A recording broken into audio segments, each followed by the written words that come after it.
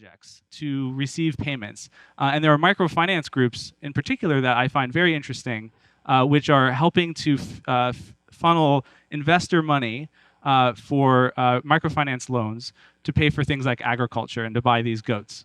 And so I think it's really remarkable to think that these goats were purchased with Bitcoin through a mobile phone. That's sort of the world we live in now. 6,000 miles away, a very similar story is playing out in the Philippines. And Ron from a company called Coins.ph will actually be up right after me. So I won't steal his thunder, but I'll just say a couple of words about Coinsph. They are doing a similar thing to BitPesa, which is they're letting anyone send Bitcoin into the Philippines, which is a major remittance market. And instead of having to deal with this as a recipient of a remittance, which is a traditional remittance office that you rush to on your one day off from work, they've instead partnered with a network of over 5,000 cash out locations and convenience stores. And when you go to pick up your Bitcoin at one of these convenience stores, again, you don't actually get Bitcoin. Instead, you get, in this case, a Filipino peso. And so, both BitPesa and Coins.ph are acting as these intermediaries which are facilitating transfer over the blockchain for consumers in these markets, and disrupting sort of these very high-fee remittance corridors and doing the exchange seamlessly so consumers never actually experience Bitcoin.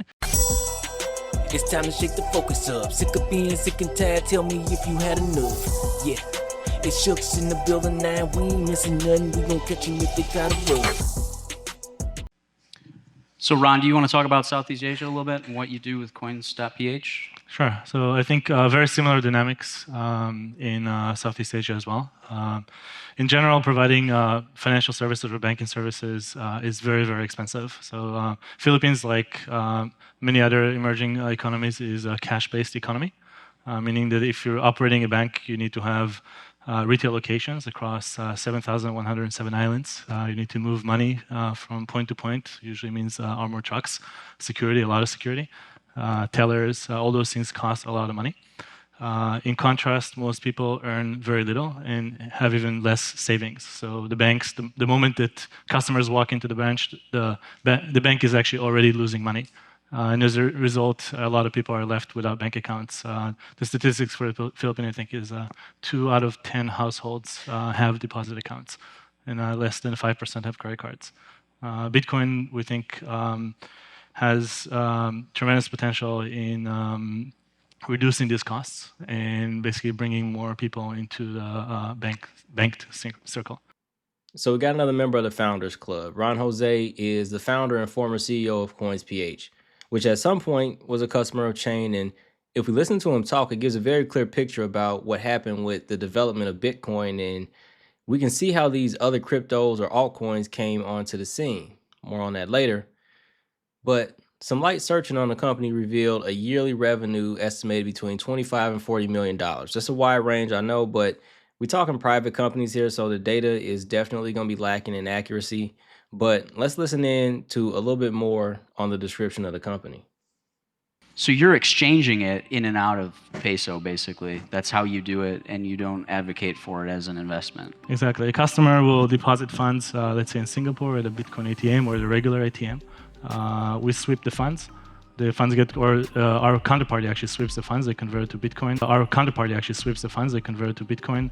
Bitcoin goes across the channel, we liquidate the position, and we deliver cash. This all happens in milliseconds. This is something that is happening right now as we speak. And we built out an extensive cash out infrastructure that our customers already know and trust. So we deliver money into 5,000 retail locations where they're already used to picking up cash from remittances. We partnered up with a local bank so we can deliver cash instantly 24/7 into ATMs without needing to have a debit card because most of our customers don't have bank accounts. We drive money door to door. We deposit into 25 of the largest banks in the Philippines. Basically, we're really, it's kind of, if you think about it as an Intel Inside situation, our system is powered by Bitcoin, but long term, it's really about the service that we provide and not the technology. So banking the unbanked fits right in with use case targets we've covered with Chain previously. He also spoke on cross-border payments as well as interbank settlements, and we know Chain and XCN have a plan for that in 2026. But one of the key words, of course, is remittances. XCN still offers remittance as a service solutions. We've seen it in the white paper.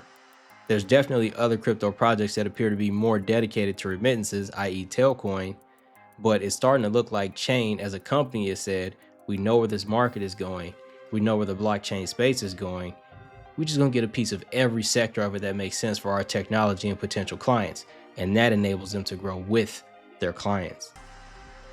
But before we get too far into that, Ron Jose is presenting us with rare knowledge applicable to the development of crypto as a whole. And we are looking under every rock to take advantage of this opportunity to learn even more about it. And have you explored mobile options at all in your market? Yeah, I mean, there is nothing but mobile. Really, Okay. for these markets, there is nothing but mobile. Everything else is like is actually not even interesting. Because it's all cash. It's a cash society. There isn't a lot of digital payments right now. No one And has so- no one has a laptop. Your way into computing is by purchasing an $80 Android device, by and large. I mean, kind of abstracting away the top 5 million out of 107 or top 10 million. The penetration of mobile devices is just much higher. The telcos both of the big telcos in the Philippines have payment solutions. Actually, some of the other regional telcos as well. Actually, not a lot of people know this, but M-Pesa was based after Globe Gcash, which is the Filipino company. Unfortunately, in the Philippines, neither of them have been able to get good traction. I think is actually exactly this. Like in Kenya, M-Pesa or Safaricom has 100% market share, so they're actually able to force the market into using their product. I think there's also, if you look at the way the product works, it actually works through C menus, which means that you have to navigate like 6 different menus in your iPhone or Android device until you actually get to the money application. So the usability is not great. It's not an open system, so getting merchants on board, or if you're a merchant and you want to come on board, it's very slow. I mean, open systems just grow much faster. Can you talk a little bit about the regulatory environment? Sure. So I can talk about the regulatory environment for the 2 countries that we're active in. Thailand actually very early on kind of balked at Bitcoin and then made a step back and allowed us to operate. So we start off kind of getting local licenses and then approached them. And there was an article out in Bangkok Post where actually the Bangkok Post themselves approached the central bank, and they had stated that what we're doing is legal. So long as we're not exchanging into foreign currency. Philippines is actually more lax. They published kind of the template regulatory warning last year, kind of telling people that Bitcoin is volatile, they should be wary of losing their wallets and keys, etc. But so far they haven't taken any very specific steps. We don't imagine this will stay this way in the long run, and we're actually welcoming regulation. So we act as though we were a money business. We do full KYC, AML. We have a compliance officer that we hired out of the Securities and Exchange Commission of the Philippines. It's a money business, and customers deserve to know that the companies that they're dealing with are legitimate. When I listen to him tell this now historical story of the building that's going on, it really explains a lot about why the Bitcoin maxis were so upset about the development of the altcoin space, because they had it all, they had figured it out, and then for some reason it was broken up into these different sectors and markets and crypto families. But moving on to the next piece of this, earlier I spoke on the need for Chain to grow with its customers, and Coins.ph would be a great example of why, because it's much more now than it was when described by Ron in 2015. In 2022, it was bought by former Binance CFO Wei Zhou. And so we crossed paths with Binance again. And Wei getting in gives him access to the history of the company, which would make him very familiar with the Chain situation. Coins.ph has been highly sought after as well. Look at the valuations on Coins.ph. In 2019, an Indonesian tech company, Gojek, which is basically Gcash in some way, bought it for $95 million. And Wei Zhou paid an estimated double that for it. Founded in 2014, it was one of the earliest crypto wallets and exchanges in the Philippines, but it made a pivot to broader financial services. This quote near the bottom is at least the second most important thing in this article. Coming from an unnamed investment exec, Gojek didn't do much with it, which was unfortunate because Coins was the leading crypto wallet in the Philippines. But now, with the new management, they'll revive that part of the business as a crypto wallet and trading platform, making it the Coinbase of Southeast Asia. It also says Joe left Binance last May, which would have been May of 2021. Now, something interesting that I'm not going to get too much into, but Bitcoin had a 30% retracement in May of 2021, which it was also said to have something to do with Binance because they had an outage. But the Coinbase of Southeast Asia. So you've got a guy coming from the biggest exchange in crypto, and oh, don't let me forget, he's also a former Goldman Sachs employee. We might actually need to do a count on how many times we've said that while researching Chain and XCN. It's more than 2 by now. But let's take a quick listen to some words from Joe after he took over Coins.ph. Is that, the best way to learn is to take action. And so I think despite being, a market being kind of relatively slow right now, I actually think bear market is actually a good time to start building your position in things that you believe in. For me, we've been, from a big picture perspective, educating people about sort of the uniqueness of Bitcoin and about sort of the applications that are being built on Ethereum. Bear market is actually a good time to start building your position. One question I get is basically, what is Coins.ph? Coins.ph is the most established, I think, crypto brand in the Philippines. I think a lot of the users, a lot of Filipinos bought their first Bitcoin or first, piece of Bitcoin or first owned Bitcoin through Coins.ph. So, but I think we've sort of built our brand and built our business beyond sort of Bitcoin. Right now, we have, I think, over 30 plus, maybe close to 40, cryptocurrencies that are listed on Coins that you can buy and sell. And additionally, we are expanding to other financial services through our app with regards to, payment and as well as with regards to Web3 applications. Is Coins.ph regulated by the government? Yes, Coins.ph operates under the regulations of Banco Central Filipinos, which is the BSP, which is the central bank here. They are the license sort of givers. They're the one that basically writes the regulation for both EMI, which we operate as an e-wallet. They also writes the regulations for VASPs, which are virtual asset service providers, of which we are a license holder as well. And additionally, we're also a license holder in FX and remittance. So we are fully licensed in all of our business lines by the BSP. Where do you see Coins.ph in the next 5 years? Yeah, I think a lot of it has to do with not just Coins, but I actually think with the industry at large. I'm actually very, very, very, very positive about the growth of Web3, about the growth of cryptocurrencies. And I think, Coins being the market leader here in the Philippines will help to bring, what I hope to do is actually to bring a lot of the international or global not just technology, but I think, products within the Web3 field to the Philippines. And I think the biggest application for Web3 is going to be games.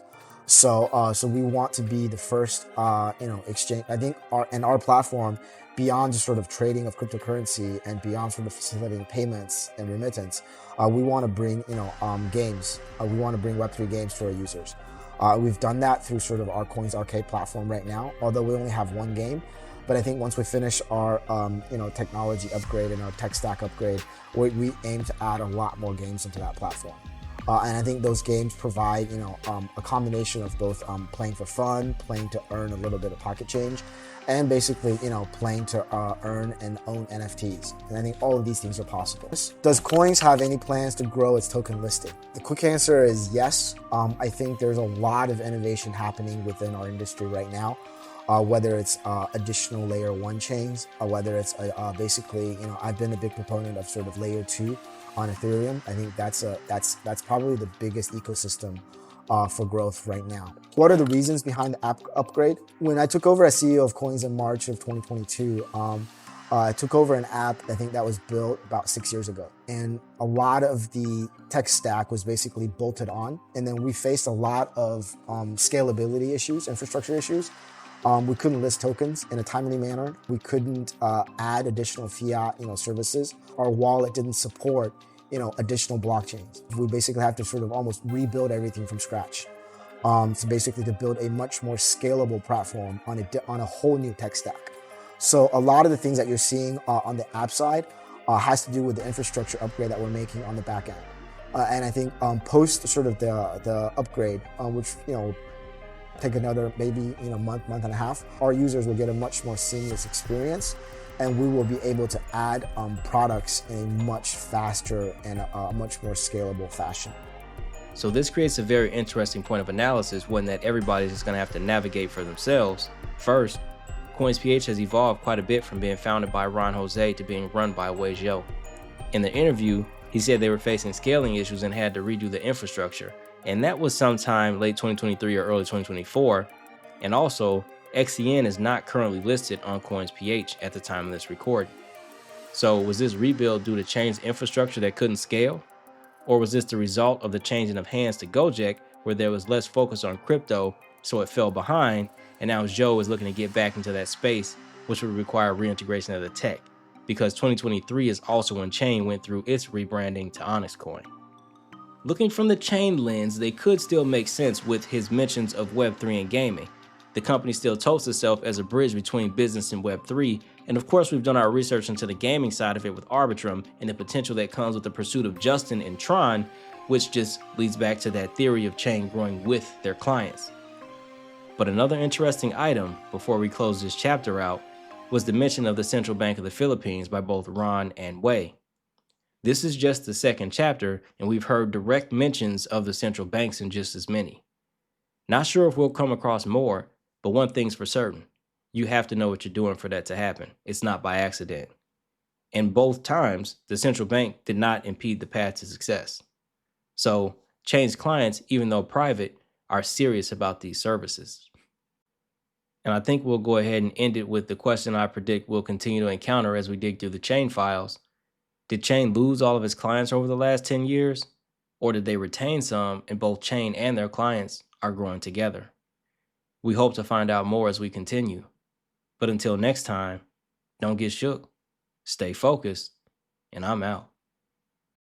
Sebastian, given the amount of intervention that the Argentine government has put into its own currency, how does it feel about a decentralized open currency like Bitcoin? Yes, so far has the central bank made a similar warning, like temple warning that all central bank has been giving. It's on a specific regulation. There is an agency similar to FinCEN in the US that controls the financial system, and they created a reporting mechanism for banks to report all Bitcoin transactions. So if you deal with a bank and you end up doing a transaction in Bitcoin with a bank, they have to report it. And that has been all the regulations so far. Counterintuitive to what one will think, so far the government has been open and is very aware of Bitcoin. At the end of 2013, there was a Bitcoin conference, and they were there. The people from the central bank was at the conference, and so far it hasn't been very aggressive. The big restriction for the Argentinian government is losing reserves on the central bank, and that is US dollar denominated. So the Bitcoin doesn't feel like a threat as long as it moves people away from the pressure of buying dollars. Feel about the volatility in Bitcoin?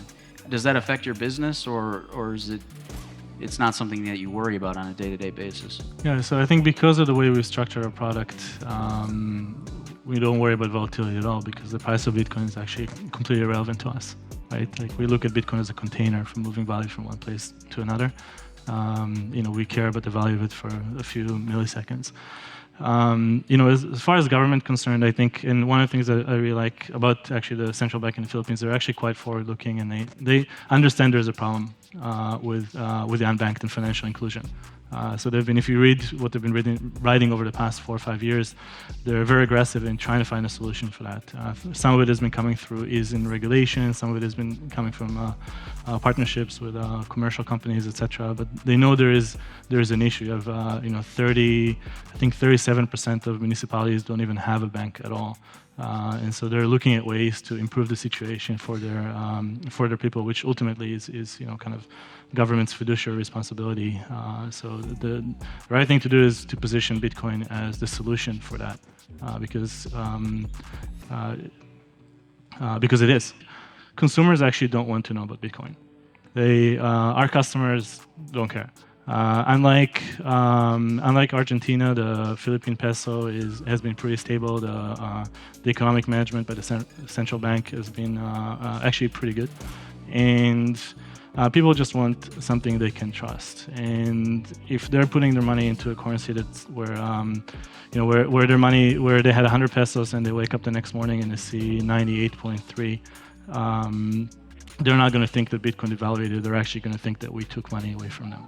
And if they wake up the next morning and they see 102 instead of 100, they just think that we're morons. And all the stories I told you, I know them well because they're users and customers of Chain. And in sort of closing, I just want to say that, what Chain does and what Bitcoin does is enables developers to build on the internet's open financial protocol. And at Chain, we're really motivated by the belief that this network is going to dramatically reduce the costs and dramatically expand the availability of sort of commerce, payments, and financial services for billions of people.